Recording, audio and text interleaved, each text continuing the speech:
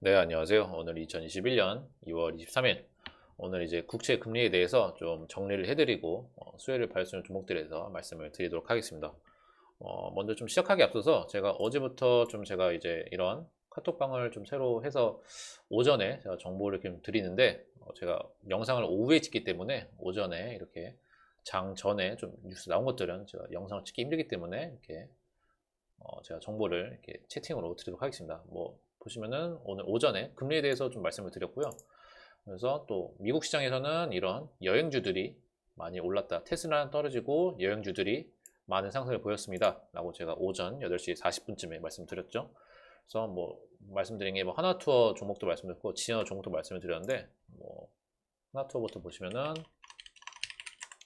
오늘 오전에 이렇게 좀 보합을 해서 상승을 해서 결과적으로 한 6% 이상 상승을 보였고 진에어 또한 오전에 보합을 하고 상승을 해서 마감으로 7%가량 마감을 했습니다.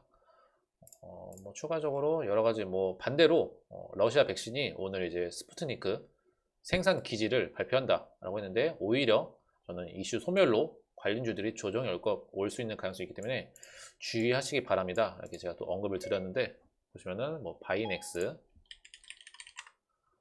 바이넥스는 그래서 오늘 오전에 이슈 상승을 하고 이슈 소멸로 하락을 해서 결국 하락 마감을 하고 마이너스 6% 하락 마감을 하였습니다.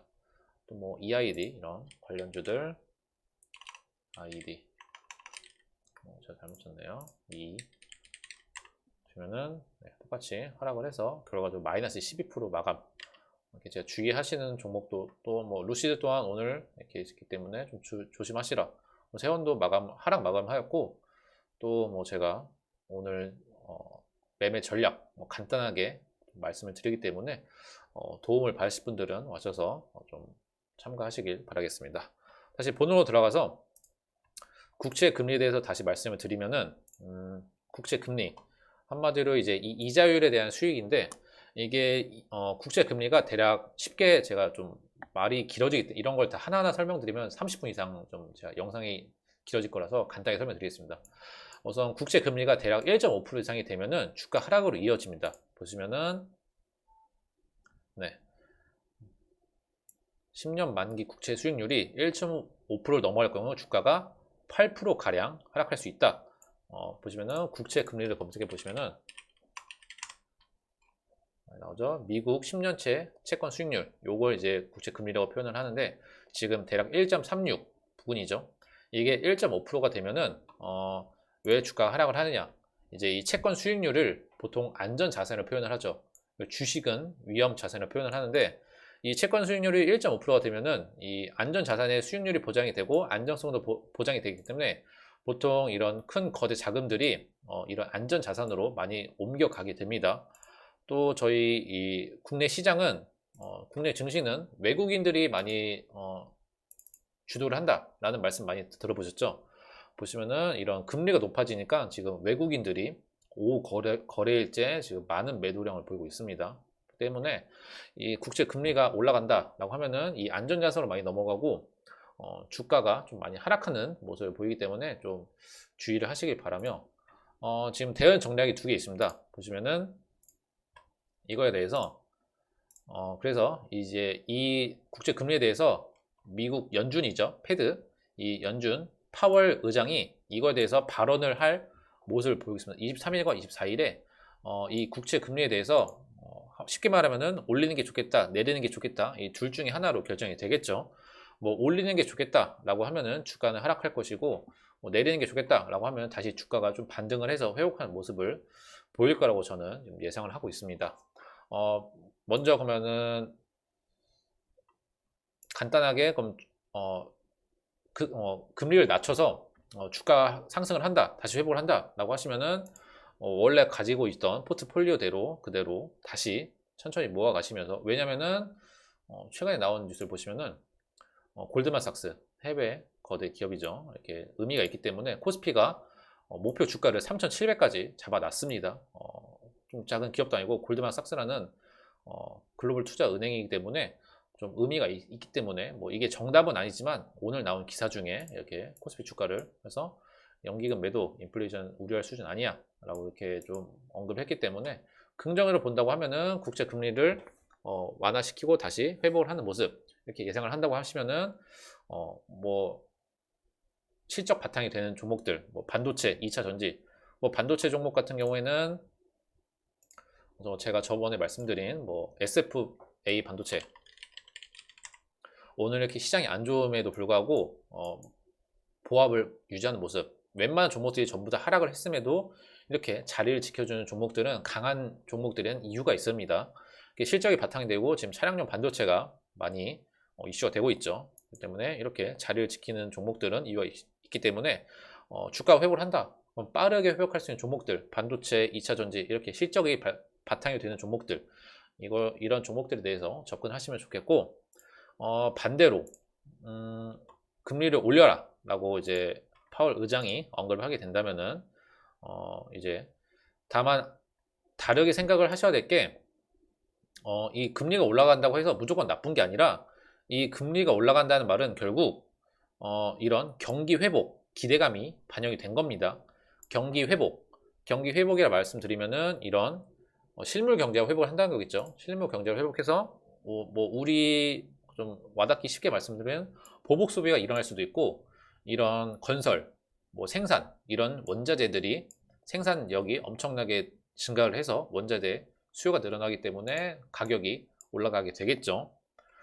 또한 이런 금리가 올라가게 되면은 이자율이 올라가기 때문에 은행이 수혜를 받을 수도 있고 보험 이런 만기 보험들이 수혜를 받기 때문에 은행 관련주들, 보험 관련주들 제가 이게 종목이 굉장히 많기 때문에 하나하나 좀 설명드리기 어려워서 천천히 한번 보시면서 참고하면 좋고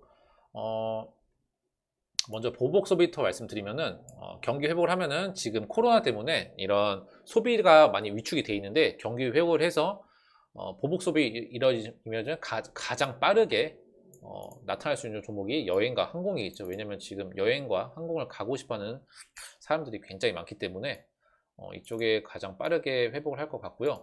다음으로 지금 원자재 사이클 이게 경기 회복을 하면은 건설, 생산 이쪽이 많이 다시 수혜를 받겠죠. 그러면 원자재 또한 상승을 받고 최근 구리가 많이 이슈가 되었죠. 구리 가격 이렇게 시장 지표를 네이버 시장 금융 가셔서 시장 지표를 눌러 보시면은 이렇게 원자재를 눌러 보시면은 많이 나오죠. 구리 가격 먼저 보시면은 최근 1년 사이에 엄청나게 급등을 하는 모습을 보였습니다. 그래서 구리 관련주들이 뭐 풍산이든 뭐 이구산업 이런 관련주들이 굉장히 폭등을 보였고 다음으로 최근에 철강 또한 굉장히 엄청나게 상승을 보였습니다.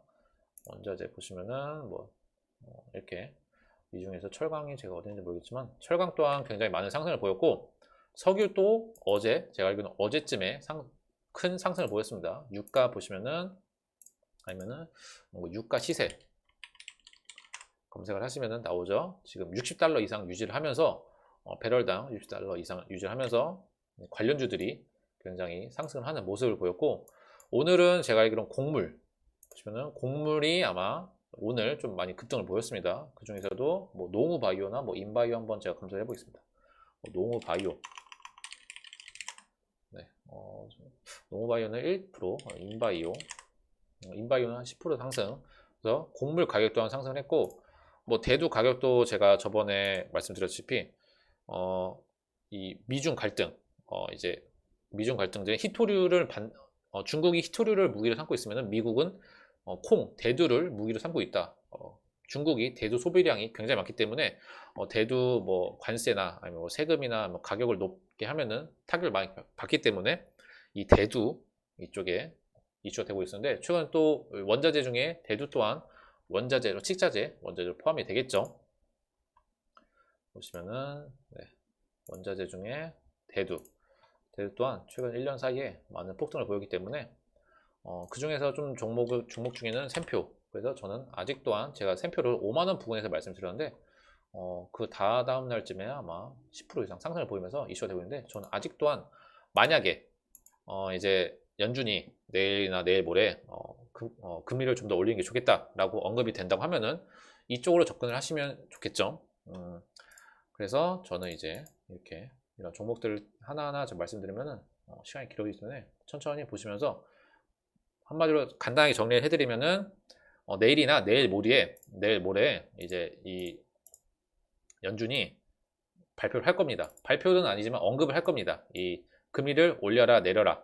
한마디로 금리를 올려라 라고 하면은 이렇게 뭐 보복 소비에서 여행 항공 쪽을 보시던가 아니면 원자재 슈퍼사이클을 예상을 하셔서 이런 종목을 보시던가 아니면은 금리 이자율이 올라가기 때문에 수혜를 보는 은행, 보험 이런 종목들을 보시던가 아니면 반대로 금리를 내려라 라고 하셔서 증시가 회복을 된다면은 원래 여러분들이 항상 좋아하시는 종목들을 좀 비중을 늘리시던가 아니면은 경기 이런 실적 바탕 뭐 반도체 뭐 2차 전지 이런 실적 바탕이 된 종목들 증시가 회복하면 빠르게 같이 회복할 수 있는 종목들에 대해서 접근하시면 되겠습니다.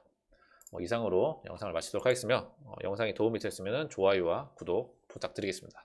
네, 감사합니다.